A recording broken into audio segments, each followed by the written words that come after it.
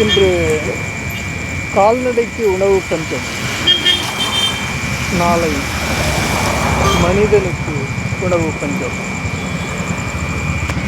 இன்று கால்நடைக்கு உணவு பஞ்சம், நாளை மனிதனுக்கு உணவு பஞ்சம். நகர்மயமாக்கத்தினால் வேளாண் நிலங்களை, மேய்ப்பு நிலங்களை அழித்ததனால் இந்த கால்நடைகளினுடைய உணவு தேடல் குப்பை தொட்டியில் வந்து நிற்கிறது. நகர்மயமாக்கல் காரணமாக, வேளாண் நிலங்கள் அழிக்கப்பட்டதன் காரணமாக இங்கே வாழக்கூடிய கால்நடைகள் மேய்ப்பு நிலங்கள் அற்று, உணவு அற்று, அந்த உணவு தேடலின் போது குப்பை தொட்டியின் அருகிலே வந்து அதற்கு அந்த காய்கறியினுடைய இதே கழிவு பொருளாக போட்டதை எடுத்து சாப்பிடுது.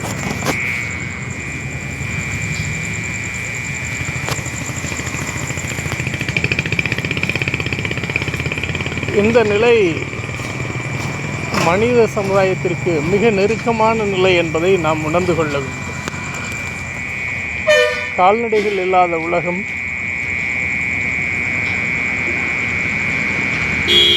நாம் மட்டுமே வாழ தகுதியான உலகம் என்று கருதிவிட முடியாது. பல்லுயிர் சூழலில் மண்டலமாகத்தான் இந்த உலகம் இருந்து கொண்டிருக்கின்றது. இதை நாம் அழித்து கொண்டிருக்கிறோம். இதன் அழகை நாம் குலைத்து கொண்டிருக்கிறோம், தொலைத்து கொண்டிருக்கிறோம்.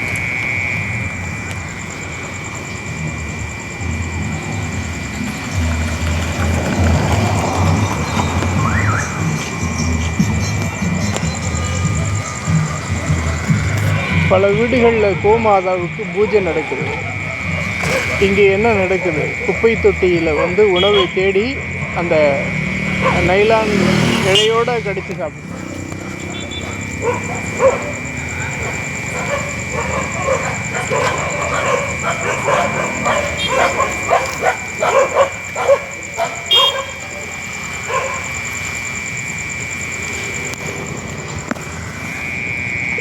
எதிர்கால மனித சமுதாயம் இதற்கான திட்டமிடலை கொண்டு செயல்படணும். நாம் மட்டும் வாழ்ந்தால் போதாது, பல் உயிர்களும் வாழ வேண்டும். அவற்றிற்குரிய உணவினை நாம் இருப்புகளாக வைத்திருக்க வேண்டும். அவற்றுக்குரிய உணவுகளை நாம் இருப்புகளாக வைத்திருக்க வேண்டும். மேய்ச்சல் நிலங்களை நாம் பாதுகாக்க வேண்டும். இதை பார்க்கவே வாயிருந்தால், அதற்கும் 6 அறிவு இருந்தால், அதற்கும் நம்மை கேட்கின்ற அந்த ஞானம் இருந்தால், அதுவும் இறங்கி களத்தில் போராடும்.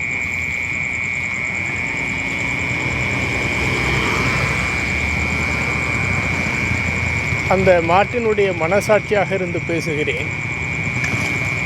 அதற்குரிய உணவு கிடைக்கின்ற வகையிலே திட்டங்களை ஏற்றி நாம் செயல்படுத்த வேண்டும்.